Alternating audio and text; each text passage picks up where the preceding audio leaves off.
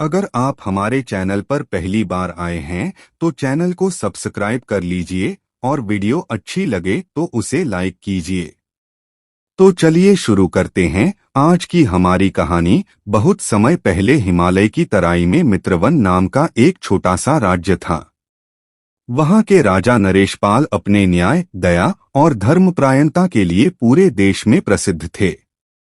उनके राज्य में कोई भूखा नहीं सोता था, कोई अत्याचार नहीं सहता था और हर जाति धर्म के लोग प्रेम पूर्वक रहते थे।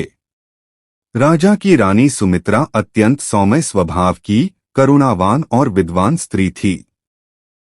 रानी रोज सुबह महल के देवालय में दीप जलाती, फिर गरीबों में खिचड़ी और मीठे फल बांटती। राजा रानी दोनों ही भक्ति और सेवा को अपना कर्तव्य मानते थे, परंतु वह सुखद संसार हमेशा शांत नहीं रहता। दिन महल के बाहर एक अंधी वृद्धा भीख मांगने बैठी।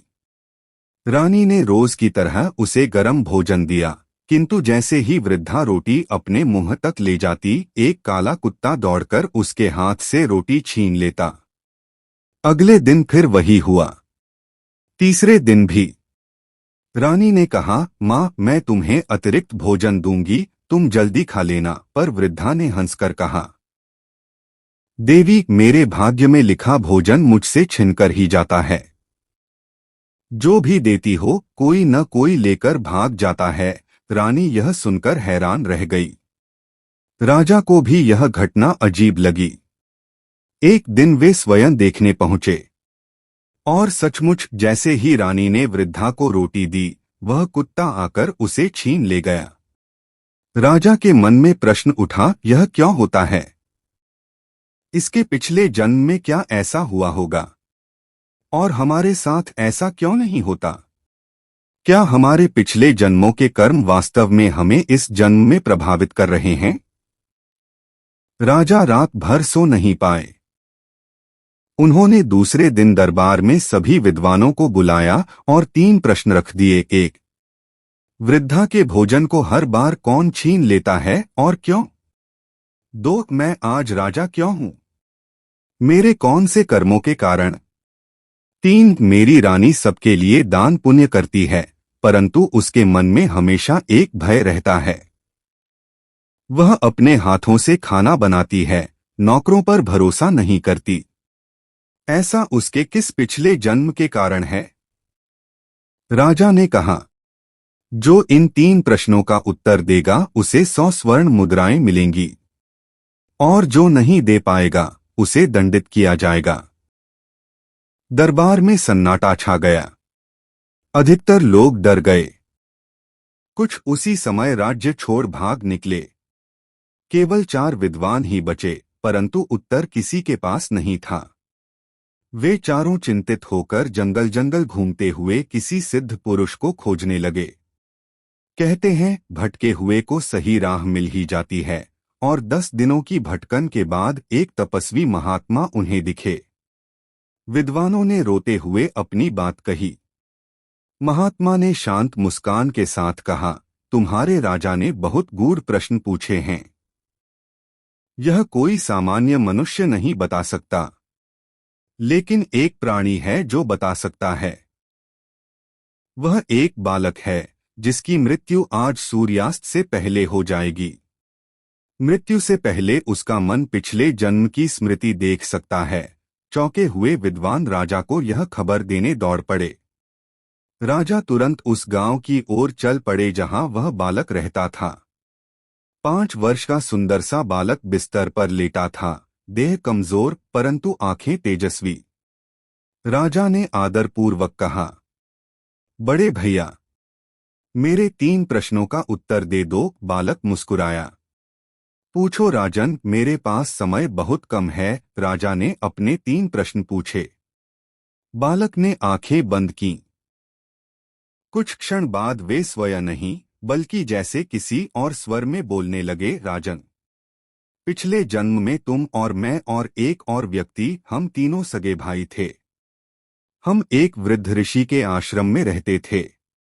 आश्रम गरीब था, भोजन की कमी थी और भोजन का प्रबंध करना हमारा दायित्व था। उत्तर दिशा में एक गांव में एक युवती रहती थी, अत्यंत दयालु। वह हमें रोज प्रेम से भोजन कराती, परंतु वह तुम्हारे प्रति विशेष स्नेह रखती थी। अपने हिस्से में से भी थोड़ा बचाकर तुम्हें देती। और तुम वह भोजन स्वयं न खाकर ऋषि को भोग लगाकर दे देते। ऋषि इससे बहुत प्रसन्न रहते। बालक बोला, आज वही युवती तुम्हारी रानी सुमित्रा है, उसका प्रेम आज भी तुम्हारे साथ है। इस जन्म में वह अपने हाथों से तुम्हें भोजन इसलिए कराती है क्योंकि पिछले जन्म में वह मन ही मन तुम्हें अपना पति मान चुकी थी, और स्वयं किचन में इसलिए रहती है क्योंकि उसके मन में यह है कि जिसे वह प्रेम करे उसे कोई कष्ट न पहुंचे। यह संस्कार पिछले जन्म से आया है। राजा की आंखें नम हो गईं। बालक ने आगे कहा, दक्षिण दिशा में एक निष्कर्म स्त्री रहती थी। वह हमें झूठा भोजन देती या खुद खा जाती और हमें टुकड़े फेंक देती। हम दो भाई तो उसे छोड़ देते, पर तुम उन टुकड़ों को भी उठा लेते और ऋषि को दे आते। वह स्त्री किसी को कभी तृप्त नहीं होने देती थी। आज वही स्त्री इस जन्म में वह अंधी वृद्धा है। उसके भोजन को छीनने वाला कुत्ता कोई साधारण जीव नहीं, वह उस स्त्री का ही भोग कर्म फल है। उसके पिछले जन्म के कर्मों ने उसके जीवन का मार्ग तय कर दिया। राजा स्तब्ध रह गया। बालक ने गहरी सांस ली। एक बार ऋषि ने तुम्हें परीक्षा में डाल दिया। 2 दिन हमें कुछ भी खाने को नहीं मिला था। तीसरे दिन एक बुढ़िया ने हमें एक एक रोटी दी। तुम्हारे 2 भाई भूख से व्याकुल थे और अपनी रोटी बचाने लगे, परंतु जब ऋषि ने तुमसे रोटी मांगी, तुमने बिना हिचकिचाए अपनी रोटी दे दी। उस दिन ऋषि ने तुमसे कहा था तू जन्मजन्मांत तक राजा बनेगा, और ऐसा ही हुआ। आज तुम राजा हो। अपने उसी कर्म के कारण राजा के हृदय में एक तेज कंपकंपी दौड़ गई। बालक मुस्कुराया, और मैं तुम्हारा मध्यम भाई था।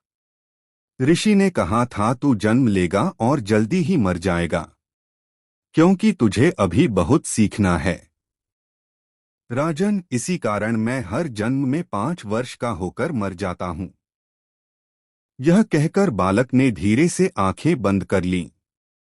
उसकी श्वास धीमी होती गई और क्षण भर में उसका नश्वर देह शांत हो गया। राजा की आंखों से आंसू बहने लगे। राजा महल लौटा और रानी को सब बताया। दोनों ने समझा कर्म कभी व्यर्थ नहीं जाते। वे जीवन के हर जन्म में अपना फल देते हैं, अच्छे हों तो वरदान, बुरे हों तो अभिशाप बनकर। मनुष्य का धर्म है कर्म, करुणा और सत्य। जो हम आज करते हैं वही कल हमारे रूप में लौटकर आता है। तो दोस्तों, इसी तरह की और भी दिल छू लेने वाली कहानियां देखने के लिए हमारे चैनल को सब्सक्राइब कर लीजिए, और वीडियो अच्छी लगे तो लाइक जरूर करें। अपना प्यार और कमेंट देना बिल्कुल मत भूलिएगा।